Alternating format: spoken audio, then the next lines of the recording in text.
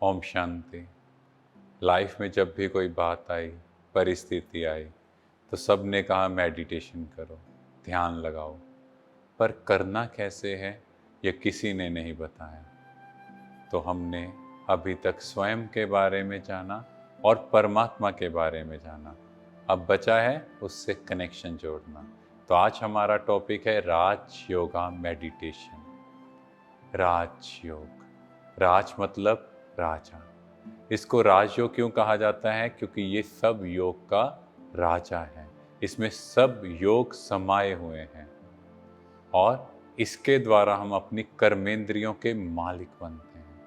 आंखें डिसाइड करें क्या देखना है, हम डिसाइड करें क्या बोलना है, और ये हाथ सदा देने के लिए उठे। तो राजयोग द्वारा हम इन सब के मालिक बनते हैं। हम आत्मा उस परमात्मा से कनेक्ट करते हैं, क्योंकि वो परमात्मा जो है वो सर्व गुणों और शक्तियों का सागर, और साइंस भी कहती है energy always flows from highest to lowest. तो परमात्मा से एनर्जी मेरी तरफ आएगी और मुझसे। और अब योग, योग संस्कृत के वर्ड युज से बना है, जिसका मतलब है जुड़ना। तो राज मतलब राजा, योग मतलब जुड़ना। तो हमें किससे जुड़ना है? जो हमने जाना उस परमात्मा पिता से, जो सर्व गुणों सर्व शक्तियों का सागर है। और डिफरेंट मीनिंग्स हैं योग के। किसी ने link, joint, union, meeting, remembrance, relationship, अलग अलग मीनिंग। पर योग को अगर हम समझे तो 3 लेवल पे योग है: physical, mental and spiritual. Physical, 2 चीज़ों का आपस में जुड़ना। जैसे वायर्स को कनेक्ट करें तो करंट फ्लो करेगा, चाय में चीनी डाल दे तो मीठा टेस्ट आएगा। मेंटल, जैसे मन से हम किसी को याद करते हैं। जैसे अभी आपने अपने घर वालों को याद किया, मान लो कोई बीमार है तो आपका चेहरा उदास, कोई खुश है तो आपके चेहरे पे खुशी आएगी। और स्पिरिचुअल मतलब उस परमात्मा पिता से हमें कनेक्ट करना है। और दूसरी तरफ देखें, लौकिक, अलौकिक और राजयोग। लौकिक होता है अपने घर संबंधियों को याद करना, जो हमने जाना मेंटल योग। सेकंड अलौकिक, अलौकिक माना देवी देवताओं को, धर्म पिताओं को याद करना। और राजयोग में मैं आत्मा उस परमात्म पिता को याद कर रही हूँ। अब मेडिटेशन, मेडिटेशन जो है वो लैटिन वर्ड मेडिटेरियन से बना है। उसका मतलब होता है टू हील। अब हील किसको करना है?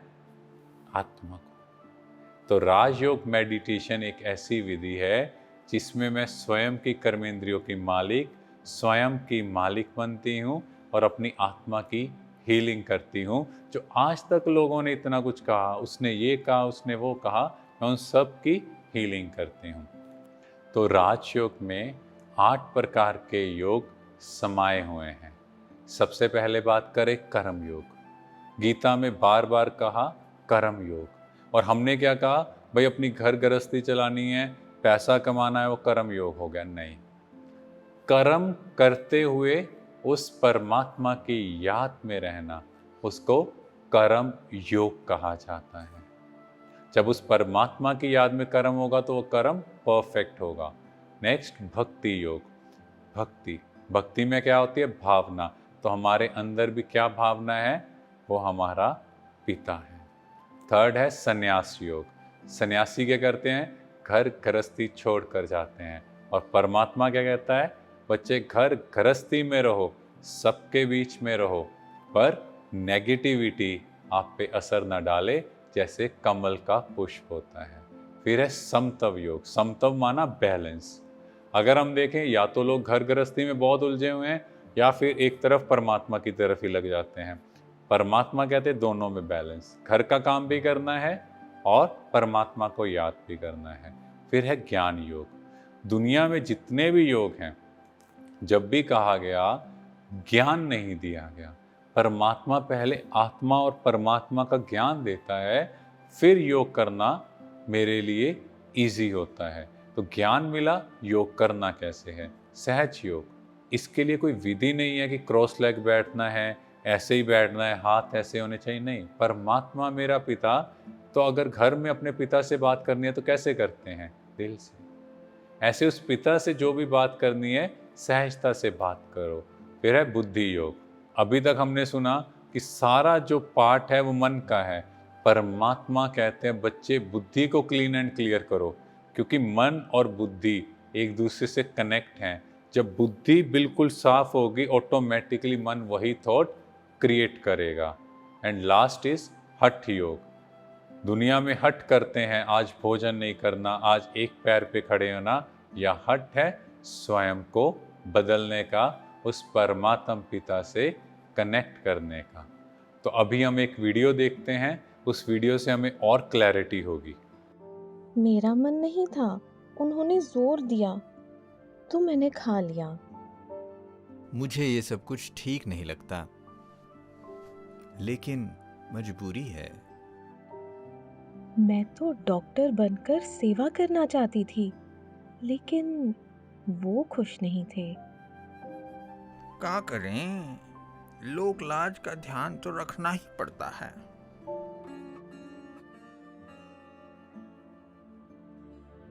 मैंने उनकी खुशी के लिए किया, इस सोच से अपनी खुशी गंवाएंगे, करते समय अपनी पूरी शक्ति नहीं लगाएंगे, उनके ऊपर एहसान जताएंगे। अब वो भी हमारी खातिर कुछ करें ये चाहेंगे, और अगर नतीजा अच्छा ना हुआ तो हम दोषी उन्हें ठहराएंगे, चाहे हम उनकी खुशी के लिए करें, चाहे हम डर से करें या मजबूरी से। करने का निर्णय सिर्फ और सिर्फ हमारा है। Never say I did it because of you. Never believe I had no choice. It's always our choice. तो अभी हमने जो वीडियो देखी, तो अब हम समझ गए होंगे कि हम लोग अपने कर्मेंद्रियों के गुलाम, अपने गुलाम हो चुके हैं। तो राजयोग का बेसिस क्या है? सबसे पहले इंट्रोडक्शन, आपको परमात्मा का परिचय मिला। अब क्या होगा? वो हमारा पिता है, तो उससे रिलेशन जुड़ गया।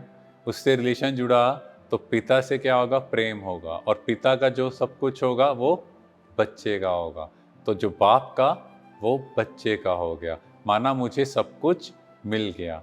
जैसे एक लड़की के लिए उसके माता पिता रिश्ता देखने गए, उसको फ़ोन किया कि ऐसे ऐसे फलाने भाई से तुम्हारा रिश्ता जोड़ दिया है।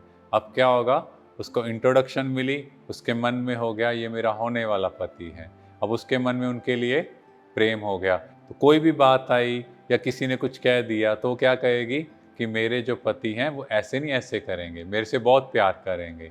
और एक दिन न्यूज़पेपर में आया कि जिस डिपार्टमेंट में उसके पति हैं उनकी सैलरी बढ़ गई। अब वो नाच रही है, गा रही है। देखो, अभी शादी नहीं हुई, फिर भी उसको क्या है, जो उसके पति का है वो मेरा है। तो ऐसे ही हम भी तो देखें कि परमात्मा मिला है तो उसकी प्राप्तियां सब मेरी, जो बाप का वो बच्चों का। तो अब राजयोग में क्या करना है? स्वयं को आत्मा देखना है, उस पिता से कनेक्ट करना है। ये शरीर रूपी भान तोड़ना पड़ेगा, क्योंकि अगर हम देखें तो मंदिर में भी क्या लिखा है? जूता चप्पल उतार कर जाओ, चमड़े की चीज नहीं पहनो। माना कि ये देह का भान भूल कर जाना था, इस शरीर को भूल कर जाना था, और अंदर में आत्मिक भाव से जाना था, पर उस भाव से तो गए नहीं। हमने तो जूते चप्पल बेल्ट उतारी, अंदर गए। तो परमात्मा कहते बच्चे ये देह भूलोगे तो ही मैं आपको याद आऊंगा। तो राजयोग का प्रोसेस में क्या होगा? सबसे पहले हम मनन करेंगे, अपने को आत्मा देखेंगे, परमात्मा से किरणें मेरे ऊपर। धीरे धीरे हम कंसंट्रेशन की ओर जाएंगे, और फिर हमें रियलाइजेशन होगा, क्योंकि परमात्मा से वो शांति की किरणें मुझ में समाती जाएंगी, और जिससे जो ये 5 विकार हैं जो हमें दुखी कर रहे हैं, परेशान कर रहे हैं, ये टूटते जाएंगे, और हमारा स्वयं पर कंट्रोल हो जाएगा। कि परमात्मा जो है वो वाइब्रेशंस को कैच करता है। आप क्या बोल रहे हो वो मैटर नहीं है, आपके अंदर क्या भाव है वो मैटर करता है। तो कुछ मिथ्स हैं मेडिटेशन के रिलेटेड, जैसे कुछ लोग अपने संकल्पों को स्टॉप करेंगे, कुछ लोग प्रार्थना करेंगे, कुछ मंत्र जाप करेंगे। देखो गलत कुछ नहीं, आपने थॉट्स पे कंट्रोल किया कितनी देर, आधा घंटा 1 घंटा, बाकी 23 घंटे आपने प्रार्थना की, ठीक है, भगवान कुछ मांगा, वो पिता है, उसका सब कुछ मेरा। मंत्र जाप किया, हाई एनर्जी वर्ड्स हैं, मना नहीं, पर कितनी देर करेंगे। और फिर कई बार हम योगा, फिजिकल एक्सरसाइज के रूप में प्राणायाम या ब्रीदिंग एक्सरसाइज करते हैं तो अच्छा लगता है, ये सब कुछ शरीर का हो गया। यहाँ आत्मा की तलाश, आत्मा को क्या ज़रूरत। अब कई लोगों को लगता है मेडिटेशन के लिए बहुत टाइम चाहिए, क्रॉस लेग बैठना है और आप दुनियादारी छोड़ देंगे, आपको शांति की जगह चाहिए। नहीं, अगर आपसे पूछा जाए आपको अपने बच्चे से बात करनी है तो आप कैसे करोगे? कुछ छोड़ना पड़ेगा? नहीं, चलते फिरते कहीं भी आंखें खोल के भी अपने पिता को याद कर सकते हैं। तो अब परमात्मा को लोग क्यों याद करते हैं? पहला है बिजनेस, स्वार्थ पर ही याद। बिजनेस रूप में भगवान मेरा ये काम कर दो, 10 रुपए का भोग चढ़ाऊंगा, लाख रुपए का काम और 10 का भोग, अगर काम नहीं हुआ तो भोग कैंसल। सेकंड, डर की वजह से बहुत कॉमन बोलते हैं वी आर गॉड फीयरिंग, हमें परमात्मा से डर लगता है। अरे भैया, डरता कौन है? जो गलत काम करता है। हम सब उसके बच्चे, तो हमें उससे डरने की क्या जरूरत। तीसरा, कंप्लेंट, शिकायत, फरियाद। भगवान उसके साथ ऐसा किया, मुझे भी तो अच्छा कर सकता था ना। जैसे आपने एक कहानी सुनी होगी, एक व्यक्ति ने भगवान की तपस्या की तो कहते भगवान प्रसन्न हो गए। उसको कहा क्या चाहिए? उसने कहा मुझे ऐसे कहा, तो भगवान ने कहा जो तुम मांगोगे तुम्हारे पड़ोसी को डबल मिलेगा। तो उसने कहा मेरी एक आंख फोड़ दो और पड़ोसी की दोनों। माना हमें अपनी खुशी में खुश नहीं है, हमें दूसरों के दुख में ज़्यादा खुशी हो रही है। और चौथा, हमने भगवान से गलत रिलेशन बनाया, वो मालिक मैं दास, तेरे चरणों की धूल। भगवान कहता तू मेरा बच्चा है, तुझे मुझसे मांगने की जरूरत नहीं है, तुम हक से बोलो क्या चाहिए। और भगवान से हम कोई भी रिश्ता जोड़ सकते हैं। इसलिए गायन है, तुम मात पिता हम बालक तेरे, तुमरी कृपा ते सुख कनेरे। तमेव माता च पिता तमेव, तमेव बंधु च सखा तमेव। माना उसके साथ मात पिता, गुरु, खुदा, दोस्त की कहानी सुनी होगी। तो ऐसे कोई भी रिलेशन उसके साथ जोड़ सकते हैं। जैसे सती अनुसुईया ने उनको अपना बच्चा बना लिया, पार्वती माँ ने उसे अपना पति बना लिया। तो भगवान के साथ हम कोई भी रिलेशन जोड़ सकते हैं। देखो, हर एक की लाइफ में कुछ ना कुछ प्रॉब्लम है। आपकी लाइफ में जिस रिलेशन की कमी है, आप भगवान के साथ वो रिलेशन जोड़ लो, तो आपकी लाइफ बहुत ब्यूटीफुल हो जाएगी। तो अब हम भगवान को अपना सच्चा साथी बना लें। तो राजयोग द्वारा क्या है? राजयोग द्वारा हम बीज डालते हैं, प्योर थॉट। जैसे मेरे साथ जो होगा अच्छा होगा, मेरे साथ जो होगा परफेक्ट होगा, मेरे जैसी भाग्यवान आत्मा कोई नहीं। जब वो बीज डालेंगे तो हर बीज का फल जरूर होगा। और जब हम ये प्योर थॉट्स क्रिएट करेंगे, ऑटोमेटिकली मेरा माइंड शांत हो जाएगा। तो अभी ये रिसर्च से हम देख सकते हैं, तो म्यूस में देखा गया कि जो नॉर्मल एक्टिव लोग हैं उनका ब्रेन वेव्स कैसे चल रहा है, और जो रोज़ मेडिटेशन कर रहे हैं उनकी वेव्स कैसे रिलैक्स्ड है, उनका respiratory rate, heart rate, BP, everything उसमें डिफरेंस आ रहा है। अगर इस फोटो में आप देखो तो नॉर्मल पर्सन का कैसे अनऑर्गेनाइज्ड है, और 15 एंड 25 मिनट्स में डिफरेंस दिखाया है, कैसे ब्रेन सिंक्रोनाइज होना स्टार्ट हो गया। और वो सिंक्रोनाइज्ड वेव्स कितनी ब्यूटीफुल लग रही हैं, और हमारा राइट एंड लेफ्ट ब्रेन दोनों काम करने शुरू कर रहे हैं। Left brain logical, right brain is emotional. अगर देखा जाए, या तो हमारा इमोशनल ब्रेन काम करता है या लॉजिकल, पर जब हम मेडिटेट करते हैं तो हमारे दोनों ब्रेन्स काम करते हैं, दोनों साइड्स एक्टिव हो जाती हैं। और मेडिटेशन से क्या है, अगर आप देखो लेफ्ट साइड या राइट साइड, कौन सा पढ़ना आपके लिए इजी है? तो ऑब्वियसली आप कहोगे राइट साइड। Reason, space. तो मेडिटेशन से क्या होगा, अब मैं कोई बात आएगी उस पर इमीडिएटली रिएक्ट नहीं करूंगा, मैं रिलैक्स होऊंगा, देखूंगा, फिर उस पर रिएक्ट करूंगा, तो उससे मेरी लाइफ बेटर हो जाएगी। जैसे पड़ोसियों के घर में प्रॉब्लम है तो बहुत अच्छी सजेशन है, मेरे घर में प्रॉब्लम है तो हम अच्छे से सजेस्ट नहीं कर पाते। तो मेडिटेशन से मैं पूरा शांत, अब मैं उस चीज़ को समझकर उस पर डिसीजन दूंगा, तो उससे मेरी एफिशिएंसी बढ़ेगी, हर तरह की प्रॉब्लम को मैं फेस कर पाऊंगा। राजयोग का प्रैक्टिस कौन कर सकता है? किसी भी एज ग्रुप का हो, अबव 5 इयर्स, और किसी भी धर्म का हो, वो कभी भी कहीं भी ब्रह्मा कुमारीज के सेंटर में जाके इसकी प्रैक्टिस कर सकते हैं। इसके लिए कोई धर्म कन्वर्ट नहीं करना, इसके लिए ऐसा नहीं कि इसको छोड़ना पड़ेगा, नहीं, मुझे सिर्फ खुद को बदलना है, मुझे अपनी लाइफस्टाइल चेंज करनी है, जो राजयोग द्वारा ही सीख सकते हैं। तो हु एम आई, 1 2 3 आपके हिसाब से क्या सही है? Third one, I am a soul in my body. अभी हम मेडिटेशन करेंगे, उस परमात्मा पिता से कनेक्ट करेंगे। ओम शांति। अभी हम अपने घर की तरफ चलेंगे। देखें स्वयं को, मैं चमकता सितारा, परमात्मा पिता से शांति की किरणें मुझ में समाती जा रही हैं।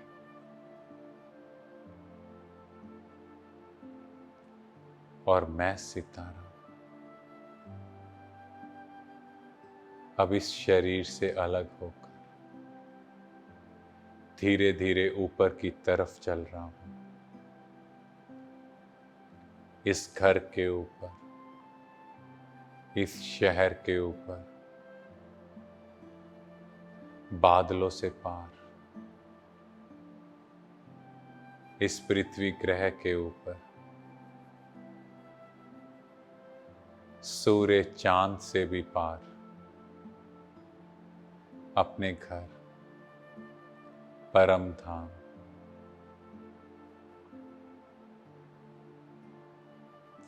सुनहरे लाल प्रकाश की दुनिया में।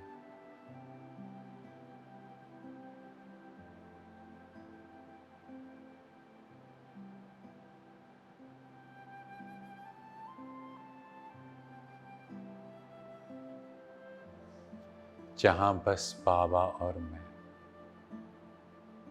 वो परम सितारा जो हम सबके पिता हैं, शांति धाम की संपूर्ण शांति मुझ में समाती जा रही है। अनुभव करते जाएं इस शांति का। बाबा से कहने मेरे ऊपर और मुझसे निकल चारों ओर फैलती जा रही है।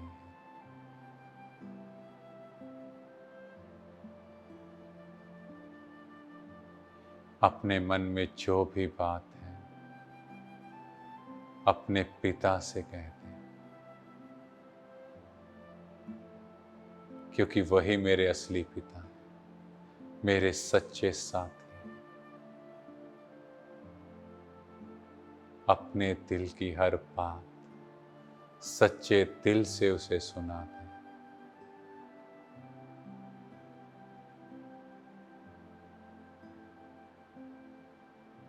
जैसे छोटा बच्चा अपनी माँ को सुनाता है, ऐसे हर एक बात अपने पिता को सुना दें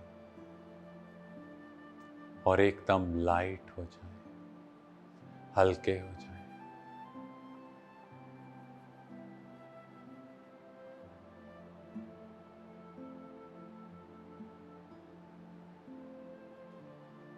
बाबा को सुनाकर बाबा से शांति की किरणें लें। अब मैं आत्मा वापिस अपने घर की तरफ चारों ओर शांति की किरणें फैलाते हुए वापिस आ रही हूँ। इस पृथ्वी ग्रह के ऊपर पूरे विश्व को शांति का दान दे रही हूँ। विश्व की हर आत्मा का कल्याण, हर आत्मा को शांति की प्राप्ति हो। देते जाएं और रिलैक्स होते जाएं।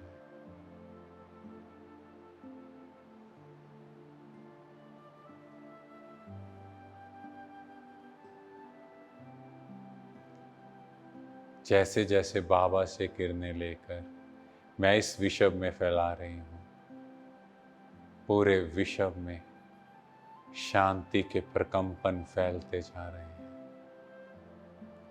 असीम शांति। और अब मैं आत्मा वापिस नीचे आ रही हूँ, इस शरीर में प्रवेश कर रही हूँ।